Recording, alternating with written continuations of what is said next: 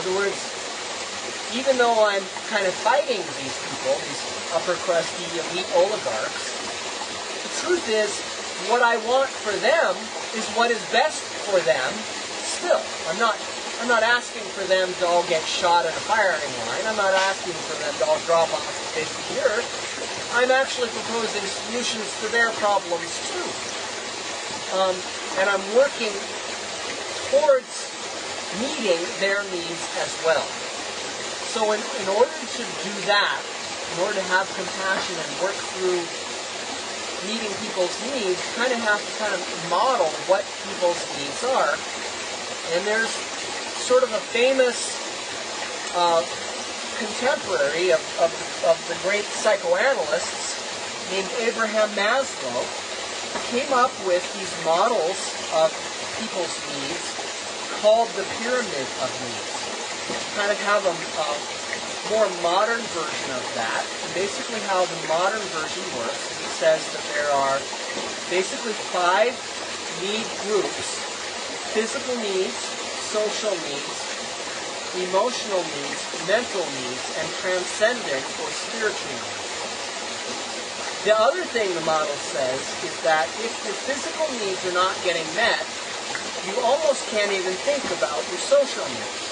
If your social needs aren't getting met, you almost can't even think about or process or worry about your emotional needs. So if there's this property to needs and the different groups of needs, it's called preeminence, i.e.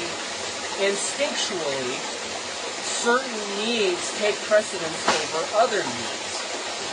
If you see problems in terms of how do we meet people's needs, suddenly solving problems becomes a lot easier, a lot faster. You're solving a problem that is otherwise as complicated as, say, the Palestinian problem. Very, very difficult problem to solve when it's framed in the terms of the current arguments, right? But when you just say to yourself, never mind whose land it is, or who has what, or who did what to who, or who's the bad guy, or, how many people killed how many people, or whose suicide bombers are worse, or, whatever it was, you stop asking yourself those questions, and you just ask yourself, what are the needs of the people on the ground, and how could we meet those needs, right? That's the moment when you truly open the door of diplomacy, and you truly start to begin to actually possibly solve the real problems. So, along with Maslow, there's another guy named Pavlov, kind of learned something really important that we need to kind of really understand in a real big hurry. And the thing that Pavlov discovered when he was working with dogs is that negative reinforcement alone can never change behavior. So you got somebody who you say is a criminal, and they're doing something you don't want them to do. You got the Palestinians who are doing this, and you don't want them to do it. You can't just say, well, we're going to shoot you if you don't stop doing what we don't want you to do.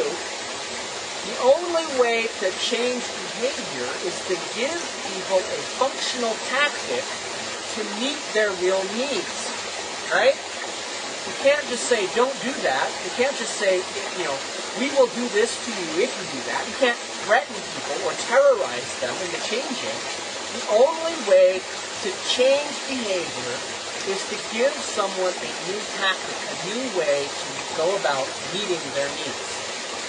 So that's a critical understanding if you're going to solve real problems, because all real problems hinge upon the needs that we have collectively and how we go about solving our needs with each other. So then you got the problem of groupthink, right?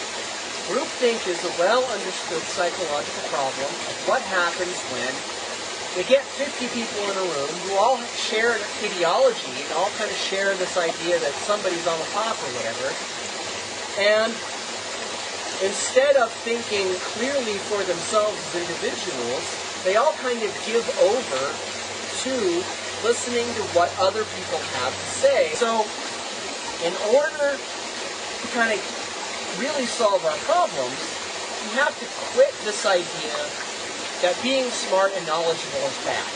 We've been convinced by the Republicans that knowing stuff is itself wrong, right?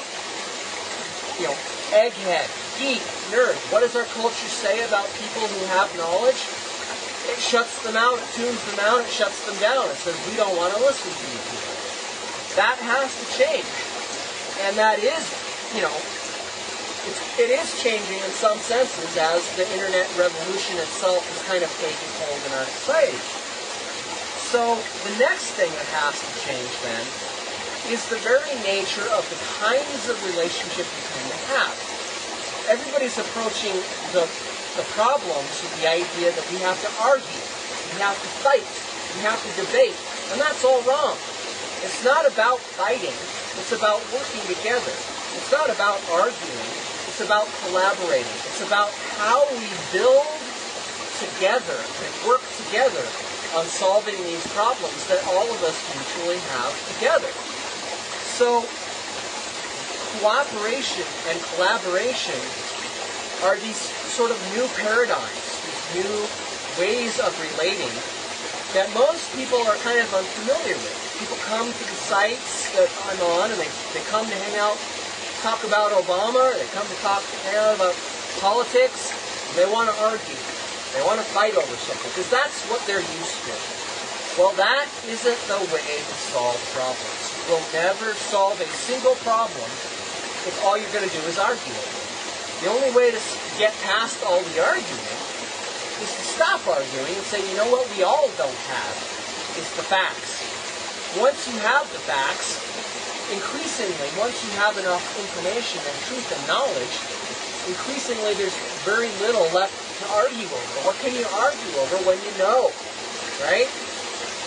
People who argue, arguing itself in some sense is a symptom of not having the truth.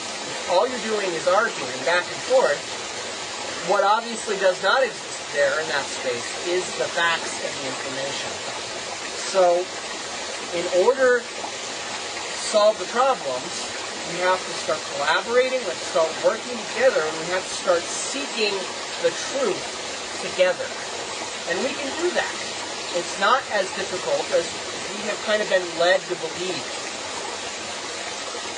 The next thing we kind of have to have is a certain amount of compassion. And even though I have now repeatedly said Republicans are evil, and they are, I also kind of have compassion for them. I also kind of understand from their side, you know, they just kind of figure they're doing what they need to do to keep on doing what they need to do. And it can't be that wrong because it's what everybody's doing, right? You know, makes sense to them.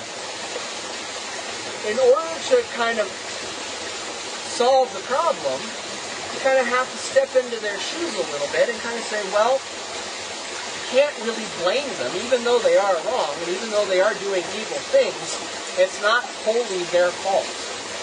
Especially the people who are merely being duped by the pyramid scheme. So there's two kinds of Republicans. There's the evil people, and then there's the people who are duped by the evil people. And obviously I'm not going to make a lot of progress here with the people who are truly evil, and they know what they're up to. But the people who are being duped, you know, my heart goes out to you. It's easy to get fooled. It's easy to get led down the path.